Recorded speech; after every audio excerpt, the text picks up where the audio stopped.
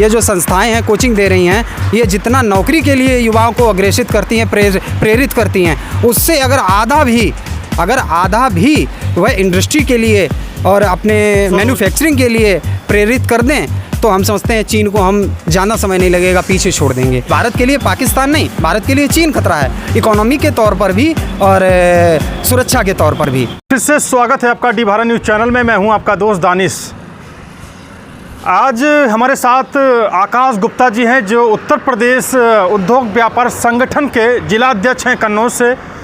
चलिए उनसे हम बात करते हैं और जानते हैं कि उनका संगठन कितना सक्रिय है और क्या क्या योगदान दे रहा है कन्नौज में। बहुत बहुत स्वागत है आकाश जी। नमस्कार। अपने सबसे पहला हमारा क्वेश्चन यही रहेगा कि आपका जो संगठन है बनाने का उद्देश्य क्या रहा, आपके जो राष्ट्रीय अध्यक्ष हैं, और कन्नौज में कहाँ तक पहुँचा ये?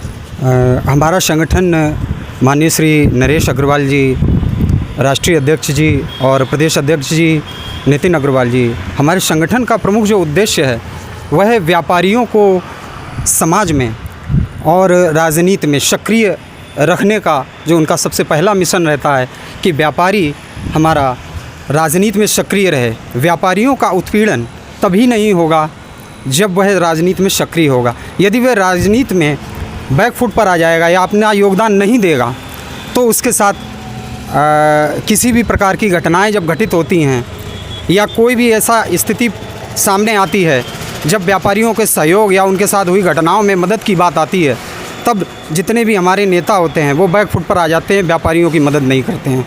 ये तो जानी हुई बात है कि जब किसी भी समाज के लिए व्यापारी सबसे महत्वपूर्ण कड़ी है। हमारे देश की अर्थव्यवस्था हो, चाहे कोरोना की स्थिति रही हो, कोरोना काल में भी व्यापारियों ने बढ़ चढ़ करके जो हमारे देश पे संकट आया था, जो पूरे विश्वव्यापी संगठन था। व्यापारी आपने कहा कि सरकारों को फ़ायदा पहुंचाते हैं क्योंकि वहीं से सब कुछ निकलता है, पैसे आमदनी हो, जीएसटी हो, उससे देश चल रहा है, योगदान देता है अर्थव्यवस्था में व्यापारी। लेकिन क्या अभी तक की सरकारों ने, पिछले से लेकर अब तक की सरकारों ने व्यापारियों के लिए कुछ सोचा है?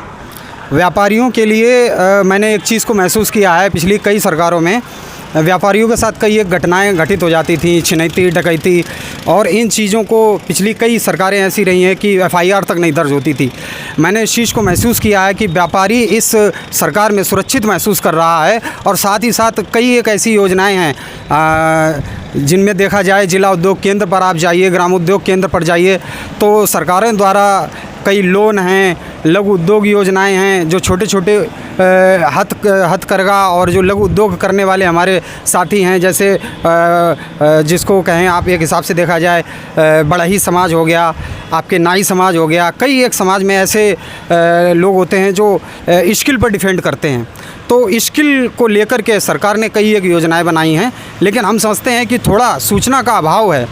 हम व्यापारियों से जो स्किल पर अपना काम करते हैं उनसे निवेदन भी इस चैनल के माध्यम से एक निवेदन करना चाहूँगा और इस चीज़ को कहना चाहूँगा कि कन्नौज में जाएं, ग्राम उद्योग में जाएं, उद्योग व्यापार जिला उद्योग केंद्र में जाएं, जो सरकार के द्वारा योजनाएं चलाई जा रही हैं, एमएसएमई में अपना रजिस्ट्रेशन कराएं, जहां तक कि उसमें बताया जाता है कि एक्सीडेंटल 5 लाख का क्लेम होता है और ये बिल्कुल निःशुल्क है।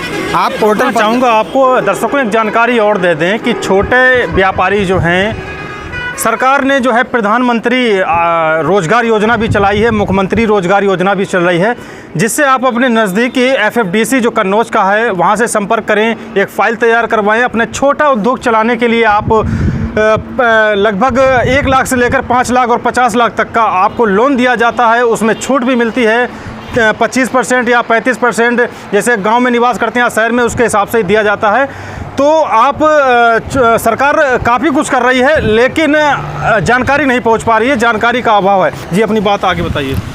इस समय मैंने एक चीज़ को और नोटिस किया है कि पिछले समय पर जब बैंक में आप ऋण लेने के लिए जाते थे तो बहुत से डॉक्यूमेंट्स आपसे मांगे जाते थे। हमारी समझ में कि मैंने भी उस स्थिति को फेस किया है कि कागज़ पूरे करते करते इंसान थक जाता था, व्यापारी को लोन नहीं मिल पाता था। इस समय स्थिति ये है कि प्री अप्रूव्ड लोन गवर्नमेंट जो संस्थाएं हैं, सरकारी एसबीआई है, आपके कई एक बैंक ऐसी हैं प्री अप्रूव्ड लोन दे रही हैं और 10 लाख के लोन तक गारंटी भी नहीं ले रही है।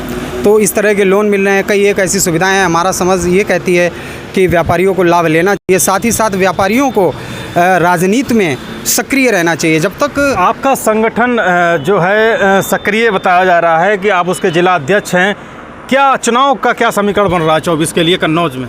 कन्नौज में भारतीय जनता पार्टी ही इस बार चुनाव जीतेगी और हमारा जो संगठन है उसके राष्ट्रीय अध्यक्ष माननीय श्री नरेश अग्रवाल जी, उनका भी कहना है कि व्यापारियों को अपनी राजनीति में सहभागिता सुनिश्चित करनी पड़ेगी। इन फ्यूचर अगर व्यापारी अपनी सहभागिता निश्चित नहीं करते हैं तो वह सरकार से वंचित कर दिए जाएंगे। जो भी सरकार में बैठेंगे वो व्यापारियों की ओर नहीं देखेंगे, जबकि सरकार में सारा खजाना व्यापारियों की ओर से ही आता है। अखिलेश यादव सुनने में आ रहा लड़ रहे हैं कन्नौज से? नहीं नहीं नहीं नहीं, अखिलेश यादव जी लड़ रहे हैं, उनको कन्नौज से प्यार है और कन्नौज वालों को भी उनसे प्यार है। और ये लोकतंत्र के लिए बहुत ज़रूरी है कि अखिलेश यादव जी अगर यहाँ से चुनाव लड़ते हैं तो एक बहुत ही अखिलेश यादव का घर बोला जाता है कन्नौज। नहीं, बहुत ही एक ऐसा मान के चलो, राजनीति की शुरुआत उन्होंने कन्नौज से ही की है। नहीं बिल्कुल, अखिलेश यादव जी हमें सौभाग्य, मतलब मैं आपको बताऊं कि जब माननीय श्री नरेश अग्रवाल जी समाजवादी पार्टी में शामिल हुए थे किसी समय में, तो हमारे पापा जी भी समाजवादी पार्टी में आए थे। तो माननीय हमारे अखिलेश यादव जी हमारे प्रतिष्ठान में भी आए थे। लेकिन कुछ समीकरण ऐसे बने कि इस समय जो समाजवादी पार्टी की स्थिति है, अखिलेश यादव जी को विचार करना चाहिए। इतना प्यार देने के बावजूद भी यदि यहाँ से हारे हैं तो उन बिंदुओं पर काम करना चाहिए कि जिन बिंदुओं और जिन कारणों से वो हारे हैं, उन कारणों को आपके जरिए से हमें पता लगेगा कि आखिर कन्नौज में सपा चाहे विधानसभा हो चाहे लोकसभा हो क्यों समाप्त हुई, क्या कारण रहा ज़मीनी स्तर का? अखिलेश यादव की जहाँ तक बात है तो अखिलेश यादव जी उन बिंदुओं पर काम करें, समाजवादी पार्टी उन बिंदुओं पर काम करे कि घर में रह कर के अगर हारते हैं तो ये चिंता का विषय है। और ये कहा जाता है, एक हमारे पुराने कहावत कही जाती है कि जहाँ सुमति तहाँ संपत्ति नाना और जहाँ कुमति वहाँ विपत्ति निधाना। आपने कुछ भी दिया हो कन्नौज को, लेकिन अगर कन्नौज के राजनीतिक समीकरण में आपने अपनों को अगर नहीं संभाल पाया तो ये चिंता का विषय है। आप देखते हैं कि आज का जो हमारा जनरेशन है, युवा है, वो नौकरी के पीछे बहुत दौड़ रहा है। और मेरा मानना है कि ये जो संस्थाएं हैं कोचिंग दे रही हैं, ये जितना नौकरी के लिए युवाओं को अग्रेसित करती हैं, प्रेरित करती हैं, उससे अगर आधा भी वह इंडस्ट्री के लिए और अपने मैन्युफैक्चरिंग के लिए प्रेरित कर दें तो हम समझते हैं चीन को हम ज़्यादा समय नहीं लगेगा पीछे छोड़ देंगे। चीन इकोनॉमी के तौर पर देखा जाए भारत से कई स्तर से आगे है। और हमें माननीय श्री नरेश अग्रवाल जी का भी, हमारे संगठन के राष्ट्रीय अध्यक्ष हैं, उनका भी कहना ये है कि भारत के लिए पाकिस्तान नहीं, भारत के लिए चीन खतरा है, इकोनॉमी के तौर पर भी और सुरक्षा के तौर पर भी। तो इन चीज़ों को ध्यान में रखते हुए हमारा संगठन कार्य कर रहा है। कई एक इकाइयाँ गठन हो चुका है, कई एक इकाइयाँ गठन की जा रही हैं। और बात ये है, मैं आपको एक चीज़ और स्पष्ट कर दूं कि मैं अपने संगठन को बहुत ही मजबूती से, बहुत ही धीमी गति से, ज़्यादा तेज़ नहीं, महत्व तो ये नहीं रखता है कि आपने संगठन से कितने लोग जोड़ लिए, महत्वपूर्ण ये है कि आपने अपने संगठन से कैसे लोग जोड़े। हम समझते हैं कि हम अपने संगठन से वही लोग जोड़ेंगे या उन्हीं लोगों का स्वागत करते हैं जो स्वयं में मन से हमारे संगठन के लिए कार्य करें। तो दोस्तों, ये थे आकाश गुप्ता जो हमसे बातचीत कर रहे थे, अपने संगठन के बारे में बता रहे थे। लेकिन और जो कन्नौज से लेकर उत्तर प्रदेश में जो राजनीति चल रही है, नेताओं के बयान इधर उधर हो रहे हैं, उसके बारे में बता रहे थे। देश दुनिया की तमाम खबरें देखने के लिए देखते रहिए भारत। नमस्कार।